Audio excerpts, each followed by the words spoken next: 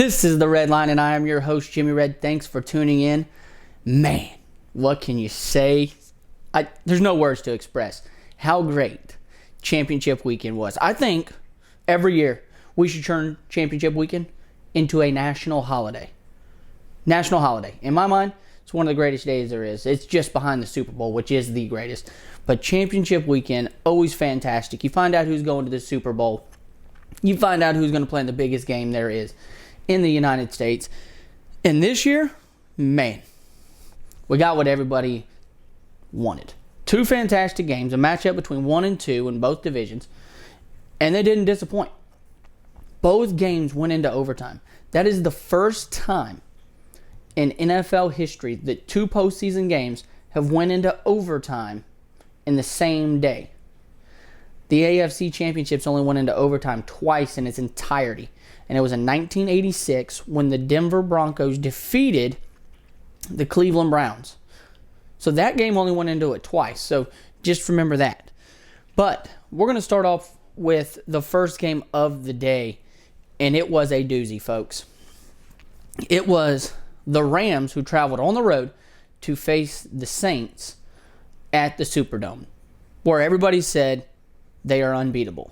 Well, I picked the Rams to win this game. I said the Rams were going to win 28-19. I missed by a little bit. I wasn't far off. Final score ended up being 26-23. The Rams won the game. The Rams are headed to Super Bowl 53. I'm pumped. Fantastic game, but there's a lot of controversy around this game. And the first drive for the Saints, it was a pretty good first drive. They converted on 2 third downs. They had an awesome pass by Drew Brees that landed in the hands of Arnold. It was right on the money, unable to bring it in, and they had to settle for a field goal. So their drive wasn't terrible. All they had to do was have that catch by Arnold. But the first drive for the Rams, not so good. What ended up happening there was they ended up trying to throw the ball across the middle to Todd Gurley. It went in his arms and out and got intercepted, and it was back at the Rams' 17-yard line. Something like that, where it was really short. It was close to the goal line. And that was the first interception for Jared Goff in 123 pass attempts. That one hurt. But the defense of the Rams came back out there and stepped up. Got a 3-and-out and forced them to yet another field goal. So they're only down 6-0. After turning the ball over early into the game in the Superdome, you're only down 6-0. That is a really, really, really good start, considering the Saints had a huge high-powered offense.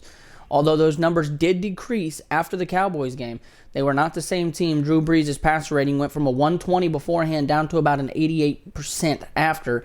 So his numbers really changed. They weren't the same team late into the year as they were. You could definitely see the fatigue was setting in. People were starting to figure them out. The Cowboys put a blueprint out there for the Saints.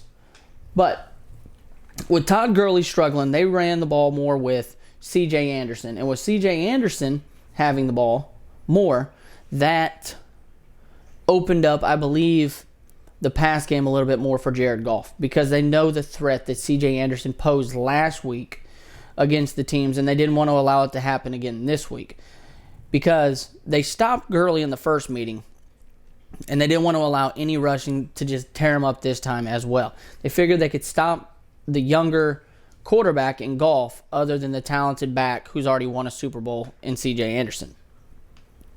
And there was a lot of stuff that happened in this game, and it was weird because it was not very, very good officiating. And there's a lot of people who are out there saying this game went wrong. This game went wrong. Should have been the Rams. Rams should have lost. The Saints should have won. They got screwed out of this game. But okay, let's talk about this here, folks. Everybody's reminded of that PI call, pass interference, that was Tommy Lee Lewis was hit by Nicole Roby-Coleman with 1:45 left. That's the one everybody remembers. But yes, they missed the call. Don't get me wrong. That call was missed. It was blatant. If you don't call pass interference, then you call hit to the helmet because he took his head off, because it was helmet-to-helmet contact. But they say the ball was tipped, so they couldn't call PI. But if you recall, that game would have been way different if the officials would have called the face mask penalty that happened to Jared Goff on a 3rd down and 7 back at the 10-yard line, which would have set the ball at the 1 for the Rams, and the Rams would have then took the lead by 4 on a rushing touchdown, probably by C.J. Anderson, instead of having to settle for a field goal and tie the game at 23. So think about that. It could have been a completely different game if the officials would have caught a face mask. The Saints would have drove that ball way different than they did. They wouldn't have tried to throw the ball on 1st down. They would have probably ran it. They would have threw the ball more. They would have used less clock. They would have found a way to get down there, and it would have been a completely different outcome. So what I'm saying is, all the people who are signing this petition for the game to be replayed or something like this, they're crazy, because you cannot leave any of this stuff up for a human to make that decision for you. Because point being is, we are all human beings. Whether you're a quarterback and Tom Brady, who threw interceptions, or same thing with Drew Brees, who threw an interception in overtime, what we're going to talk about here in a minute, you cannot leave it up for a human to make that call. We all make mistakes.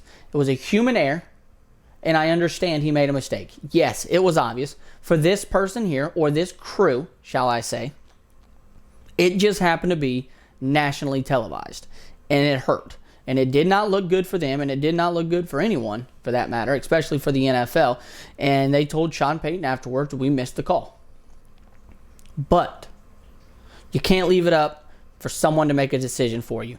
You have to come out there ready to play. You can't have a call made for you to play. And then the big question comes in, well, why don't we allow reviews on that? Why don't we allow the coach's challenge? I think you should allow a coach's challenge, but I don't believe the way it should be done is by the coach. I believe the way all this should be done is through the booth. You should set an official in the booth who then can make that decision for you to make the call. Because if you allow the coach to do it, every play pretty much has pass interference. Every play pretty much has holding. So late in the game, if a coach is down and he needs something to happen, he can throw the red flag out there and say, oh, I want to challenge there was a hold here, or I want to challenge there was that here so I can get a 1st down. I don't believe that should be able to happen by any coach in the NFL. I believe they should be allowed to challenge a flag or a play, but I believe that should be done by an official in the booth who radios down. I do not believe the coaches should. So I agree with the call. Yes, you should be able to challenge a pass interference or a holding or any of that for that matter, but it should be done by the booth. Should not have the power to a coach. They do it in the CFL, the Canadian Football League. They challenged pass interference 40 times last year. 42 times to be exact. 20 of them were overturned. So almost half. It shows it works, but it has to be used right. And I think in the NFL, these coaches would be smart enough and they would find a way to figure it out to be able to get those extra yards late in the game and change the outcomes of these games that shouldn't be changed because it's part of football, hand fighting and stuff like that. So I agree with all that. But back to the game here. Drew Brees ended up 26 for 40 with 250 yards, 2 touchdowns, and he threw that interception as mentioned. And that one interception he threw was in overtime. And that was his first career interception in overtime of a regular season or a postseason game. He's never thrown an interception in overtime, and he did. And they missed a call on that one as well. Because, yes, the ball was tipped because they hit his arm. In that situation, the ball came out wobbly, and there could have been a PI call. They did not call it the PI call. But before the ball was ever released, they hit him up high and tried to take his head off. So they hit the quarterback up high, and they didn't call that either. So there could have been 2 flags on that play that they missed before the scenario ever happened for the field goals. So it was so much bad officiating this weekend, and you can't blame them because the game in the NFL happens so fast. I mean, so fast. And it's just part of the game, and it's a heartbreak for Saints fans for sure because this is the second year in a row they've suffered tough losses. Last year, they had the Minnesota Miracle, And then this year they get this. So it's been very, very, very tough for them fans of the Saints. But, the big question is Drew Brees able to get the second? Is Drew Brees a quarterback who's able to get his second Lombardi? Is he going to be able to host that? So you just got to give your hats off to them. And a huge shout out to the Rams on fighting tough all year. One of the picks I had in the top 5 most of the year, if not all of the year, in the red rankings there. And I'm happy to see the Rams in there. Jared Goff, young sporty man. And that's one of the first times I've seen Sean McVay get really pumped up. He was really, really excited after the win. He went over there and celebrated real quick, got his composure, and walked out there and shook hands. So shout out to the Rams on headed to the Super Bowl 53. And the game that immediately followed that one was another fantastic game, and yet it went into overtime as well, as mentioned, and that was the Patriots and the Chiefs. And man, that was the biggest quarterback age difference in a championship game ever, with Mahomes and Brady. Man, just the age difference between those two was great. The game they played last time was great. They played each other in week, I think it was 6, and it was 43-40. And they won it on a last-second field goal. And this game here did not disappoint either. The first drive in the playoffs was for this game, for the Patriots, was an 80-yard drive, 15 plays, 8 minutes and 45 seconds, and it ended with a Sony Michel touchdown. Their first drive, they just took their time, walked down the field, touchdown, Sony Michel right on the board, the rookie out of Georgia. The Chiefs then came in there and didn't score.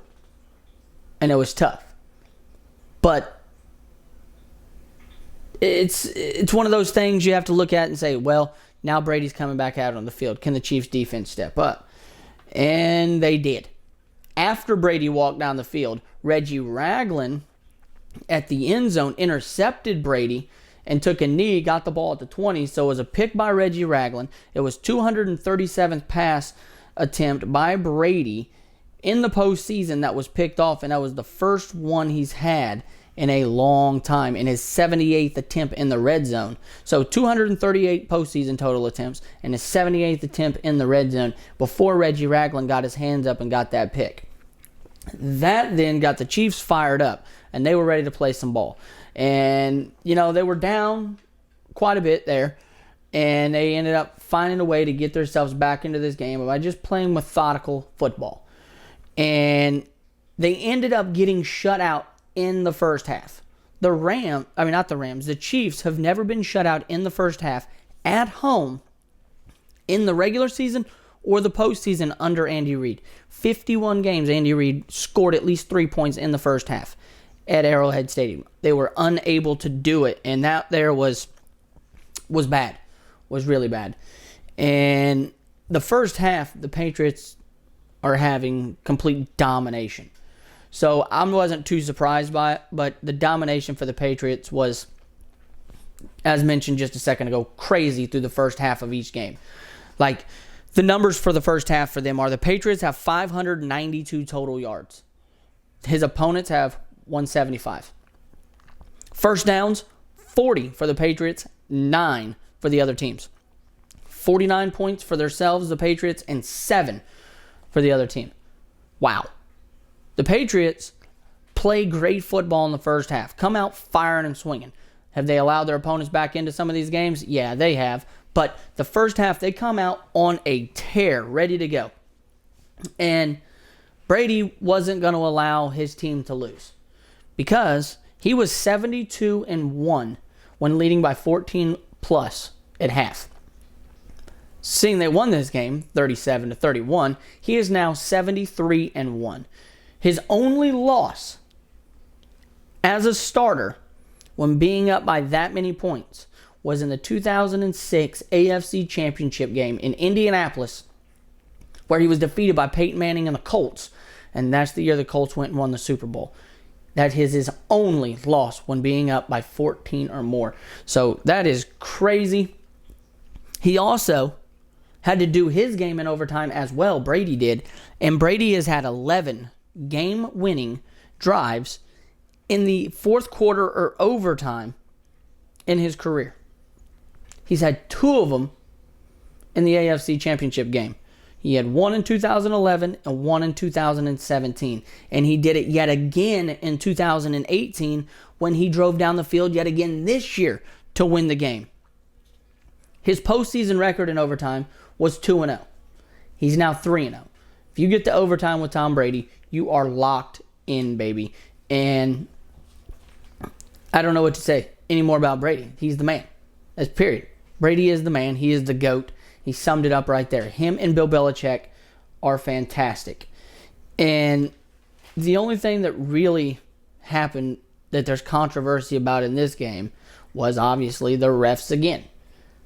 The game should have been won and over by the Chiefs before they ever made it to overtime. And the hand grazed, literally grazed the face mask of Brady. They call roughing the passer. That took away the interception. Sorry, wrong play. That gave them 15 yards. Then D Ford lines up in the neutral zone on a bad pass from Brady that was intercepted, which would have won the game for the Chiefs. And it got called back because he lined up in the neutral zone. The Chiefs beat themselves. And then everybody says, well, that bad call cost them. Or they say, the overtime rule sucks. We don't like it. Make new rules for the overtime. Okay. Well, why do they suck? Well, no, both teams don't get to possess the ball. Okay, well, the NFC Championship game went into overtime, and the Saints possessed the ball first. Threw an interception, Rams won the game. Okay, there's that way. Or you can have the Patriots, who have Slater, who comes out there, wins the coin toss, and then the Patriots go down there and win the game. The best team won in both games. It didn't matter if they got the ball first or second. The best team won in both games. I think that the whole who gets the ball first deal, it makes a difference, but it doesn't. It's all about good coaching. And in that game right there, late in the game, there were 38 total points scored in just the fourth quarter. 38 points between the two teams in just the fourth quarter. That is phenomenal. It's the most points ever in a championship game. So both offenses were clicking. You had Damian Williams, who was the first player in NFL history to ever score 3 touchdowns in the fourth quarter. The offense was rolling. Both teams were putting points on the board. The Patriots knew when they won that coin toss, they couldn't stop Patrick Mahomes, and they knew that they couldn't stop Tom Brady, the Chiefs' defense. So they did the coach's decision, and the better team won the game. The better team at the start was the better team at the end. And that was the New England Patriots. So Brady then advanced to his 9th Super Bowl, and he is going to face Sean McVay and Jared Goff. And this matchup here is going to be crazy, for sure. Because you have the spread opening up at Rams -1. By 11 o'clock that night, on Sunday night, it has already went from the Rams -1 to the Patriots -1.5. By lunchtime, on Monday, it has already went to 2.5 Patriots, and that's where it's held steady at for the last day is Patriots at 2.5. So the Patriots are the favorites in this game. The game is in Atlanta, so the Rams will be traveling across country, playing in a different time zone, probably a little sluggish, somewhere they're not used to playing, and they're better at playing at home. Although this is a neutral site game, 2.5 for the Patriots is pretty big. It's the largest gap in history in quite a few areas. You have the largest gap in between coaches, and that is 33 years, 283 days, and also the largest gap in quarterbacks, which is 17 years and 72 days. The combined age of Brady and Belichick is 108 years old. That is 51 years difference between McVay and Goff, who add up to 57. The numbers are crazy.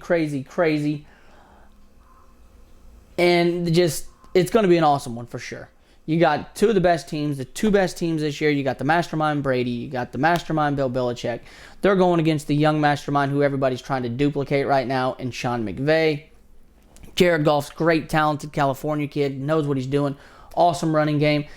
They've lost a little bit of step with them this year, considering Cooper Kupp did get injured with that ACL injury. That took a little bit of air out of him. But 2 great games. And you got to remember here, Brady is now in his 9th Super Bowl, as mentioned. And there has only been, in the Super Bowl, for the AFC, since 2001, 4 quarterbacks. 9 of those years was Brady. Manning was in there for the other part. And there was 2 other quarterbacks that each made 1 appearance. One was in 2002, and that was Rich Gannon with the Oakland Raiders. And the other was in 2012 when the Super Bowl champion Baltimore Ravens won with quarterback Joe Flacco. So, that's phenomenal. Brady has 9 appearances. I've mentioned it again. He has more starts in the Super Bowl than every franchise in the NFL. Besides the Patriots. The Patriots are in their 11th. He has 9. The next closest is 8, and that's the Steelers. So, Brady is on a league of his own. And the average age for a winning quarterback for the Super Bowl over the last 3 years, Super Bowl 50 was Peyton Manning. Super Bowl 51 was Tom Brady. And Super Bowl 52 was Nick Foles. He is the youngest of all of them. Average age is 35.6 years old, so it looks like the youth movement. Not so much in the Super Bowl. Brady and them have been there. They've known what there is to do. They've come on late. They struggled at the start of the year. It's going to be a fantastic game.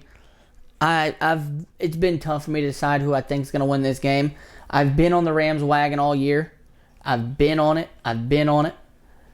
And I bailed out on the Eagles last year, and I was wrong. And I cannot bail on the Rams. I love the Rams. I think Jared Goff's going to come in. I think Todd Gurley's going to have a game after having a few struggles, missing some stuff. 2 missed passes and the missed interception that went through his arms from Jared Goff. C.J. Anderson's going to be good, and I think they're going to have big games with passing the ball as well. I think they win this game by 10. Give me the Rams in a 31-21 Rams. I think the Rams win it 31-21 by 10. That's hard to say because they're going against, obviously, Bill Belichick and Brady. They're in their 9th, and it's going to be tough. But I think the Rams find a way to do it. Sean McVay and them advance, and they win the Super Bowl because I can't bail. I did last year, as I mentioned. I did it on the Eagles, and I can't do it here. So give me the Rams. Make sure you tune in February 3rd for the Super Bowl in Atlanta. And one quick note I want to say about Atlanta. Huge shout out to the Atlanta people for keeping the prices at your concessions down to a nice low cost for these people to enjoy the items you have there, as in pretzels, drinks, pizza, burgers, all of that. That's a huge shout out to you guys. That's mad respect, because you could jack the prices up and just make it really expensive for someone to eat. But huge shout out to you guys for doing that. That's a class act on the city of Atlanta and the owner of that team. So with that being said, the NFL season's almost over.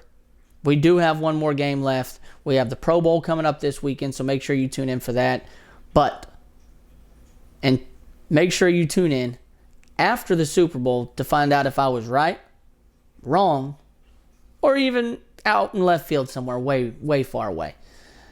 But with that being said, we're about to start our switch over to the NBA and NFL here in the next few weeks. So make sure you guys keep watching the RedLine. I want to thank you guys again for watching all year on the RedLine with the NFL stuff.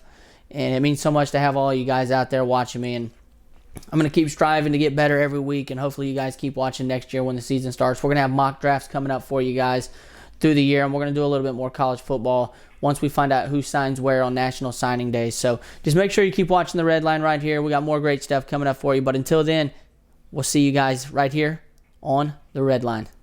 See ya.